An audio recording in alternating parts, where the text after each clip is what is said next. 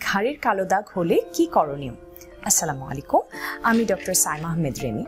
Dermatologist হিসেবে আমাদের চেম্বারে আমরা অনেক পেশেন্টই পাই যারা ঘাড়ের কালো দাগ নিয়ে অনেক বেশি কনসার্ন।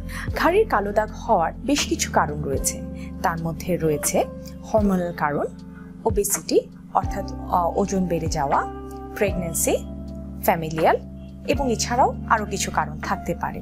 আমাদের কাছে কোনো পেশেন্ট যদি ঘাড়ের কালো দাগ নিয়ে আসে, সেক্ষেত্রে প্রথমে আমরা খুঁজে বের করার চেষ্টা করি যে কী কারণে ওনার এই ঘাড়ের কালো দাগের সমস্যাটি হতে পারে।